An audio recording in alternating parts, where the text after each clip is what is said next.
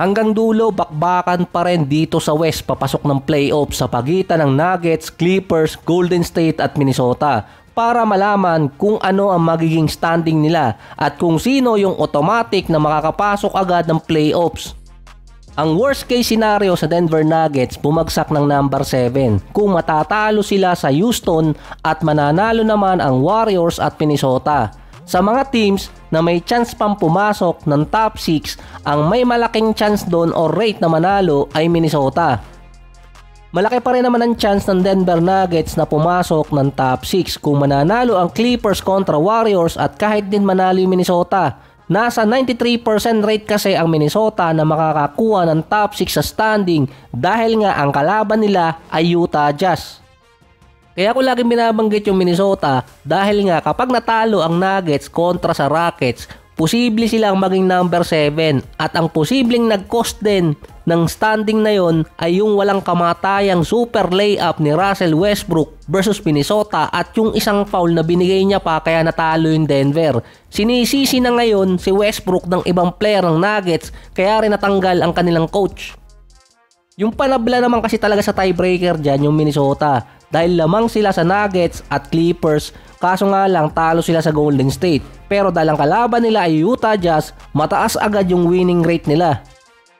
Ang chance kasi ng Minnesota na pumasok ng top 6 kung ang Golden State ay mananalo sa Clippers at matatalo naman yung Denver Nuggets.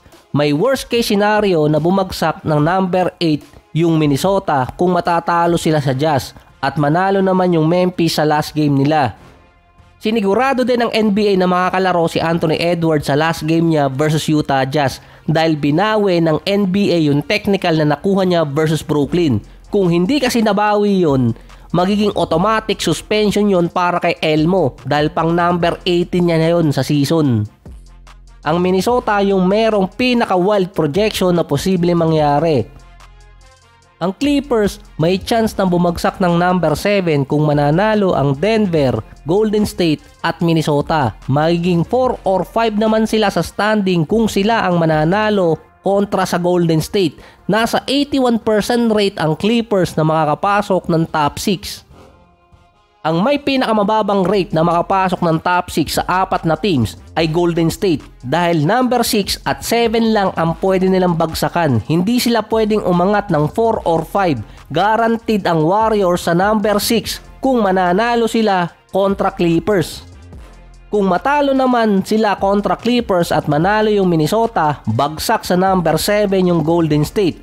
Pwede pa silang bumagsak ng number 8 kung mamalasin sila sa play-ins.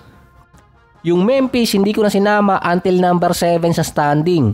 So nilagay din na mababa ang rate ng Nuggets dahil kalaban nila Houston. 65% chances na papasok ng number 6 ang Nuggets. Ang Golden State kasi 62%. Hindi pa kasi nilalagay kung sino ang maglalarong key players ng Houston versus Denver. Base kay Coach Ime Udoka, ayaw kasi niyang kalawangin yung iba niyang key player pagdating ng playoffs dahil nasa 1 linggo yung pahinga nila at mahigit 1 linggo na rin nabakante yung mga key players niya dahil hindi niya pinaglaro nung nakaraan.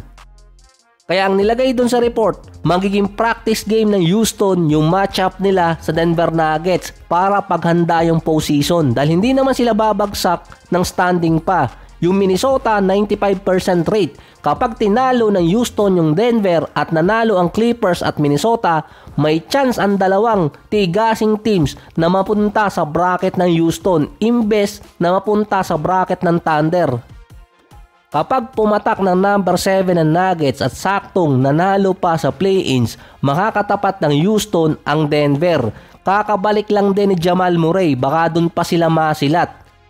Kaya ayon kay Coach Ime Udoka, kailangan nilang maging matalino sa game versus Denver Nuggets kasi nga yun ang gagamitin nila bilang paghahanda papasok ng playoffs at pwede ding ilagay ng Houston sa bracket ng Thunder yung Denver kung matatalo sila dun.